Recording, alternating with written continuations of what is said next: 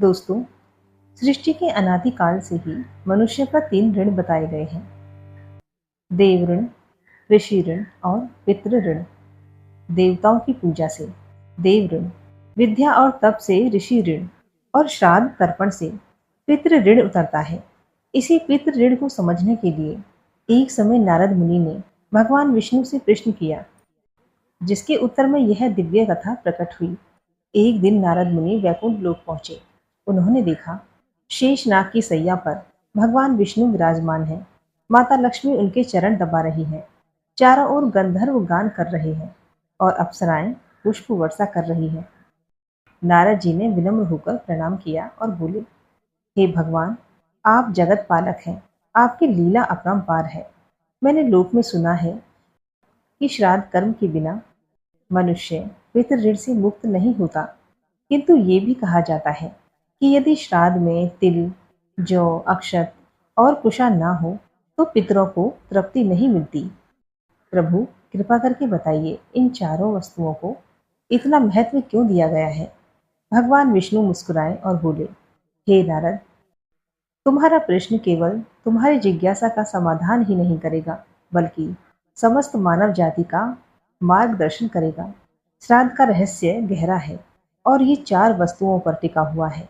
सुनो, मैं एक एक करके इसका वर्णन करता हूँ। तो सबसे पहले जौ की उत्पत्ति का महत्व सुनो। दोस्तों, आप सभी से निवेदन है कि आप हमारी वीडियो को लाइक करके चैनल को सब्सक्राइब अवश्य करिए। सृष्टि के प्रारंभ में जब ब्रह्मा जी ने प्रथम यज्ञ किया तो उनके मुख से जौ प्रकट हुए। ब्रह्मा जी ने कहा, ये जौ यज्ञ का प्राण होंगे। इनके द्वारा देव, ऋषि और पितर तृप्त होंगे। हे नारद, जिस प्रकार बिना अग्नि के भोजन नहीं पक सकता, उसी प्रकार बिना जौ के श्राद्ध और यज्ञ अधूरे हैं। श्राद्ध में जब जौ अर्पित किए जाते हैं तो पितृ प्रसन्न होकर अपने वंशजों को दीर्घ आयु, आरोग्य और धन धान्य का आशीर्वाद देते हैं।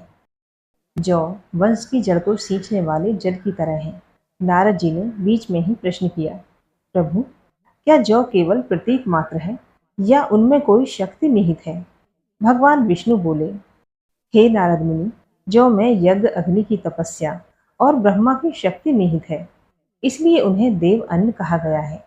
भगवान विष्णु बोले, हे नारद मुनि, अब आगे सुनो, तिल की उत्पत्ति और महत्व।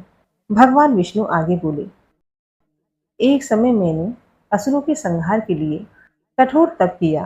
तप की अग्नि से मेरे शरीर से सफेद बूंदें गिरी। उन्हीं से तिल उत्पन्न हुए, इसलिए तिल को अमृत स्वरूप माना गया है। श्राद्ध में तिल का प्रयोग आत्माओं को शांति देता है। जब तर्पण में तिल जल अर्पित किया जाता है तो पितरों की प्यास शांत होती है और भटकती आत्माएं मुक्त हो जाती हैं। जिस घर में तिल से तर्पण होता है वहां पितरों का आशीर्वाद सदैव बना रहता है। नारद ने कहा, प्रभु, तिल इतने छोटे हैं, फिर भी उनका प्रभाव इतना महान कैसे? भगवान बोले, हे नारद, आकार से नहीं, सार से वस्तु की महानता आंकी जाती है। जिस प्रकार बूंद बूंद मिलकर सागर बनता है, इस प्रकार तिल की बूंदें पितरों के हृदय में अमृत समान शक्ति पहुंचाती है। भगवान विष्णु आगे नारद मुनि को बताते हैं अक्षत की उत्पत्ति और महत्व।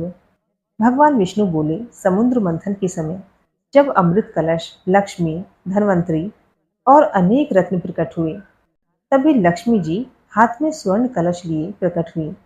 उस कलश में अक्षत थे। अक्षत का अर्थ जो कभी खंडित न हो, इसलिए चावल को अक्षत कहा गया है।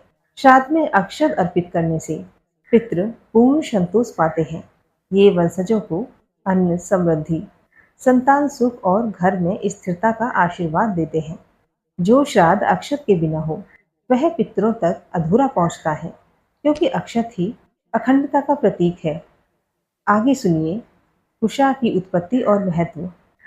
भगवान विष्णु ने आगे कहा, हे नारद, जब मैंने वामन रूप धारण किया और 3 पगों में तीनों लोक नापे, तब मेरे हाथ से दिव्य ऊर्जा पृथ्वी पर गिरी। उसी से कुशा उत्पन्न हुई। कुशा इतनी पवित्र है कि उसके बिना श्राद्ध अधूरा है।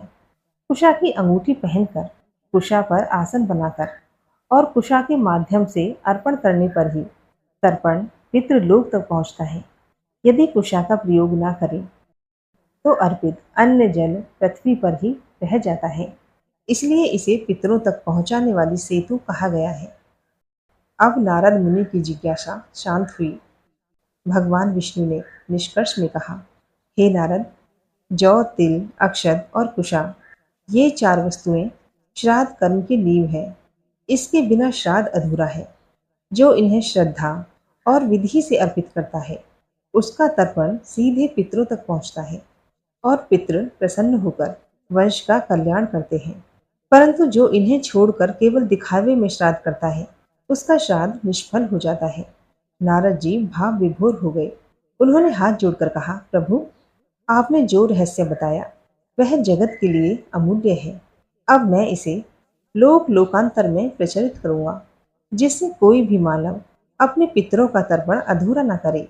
भगवान विष्णु ने आशीर्वाद दिया, जो मनुष्य इस कथा को सुनेगा, पढ़ेगा और बताएगा तथा श्राद्ध में इन चारों वस्तुओं का प्रयोग करेगा, वह पितृगण से मुक्त होकर स्वर्ग और मोक्ष का अधिकारी होगा।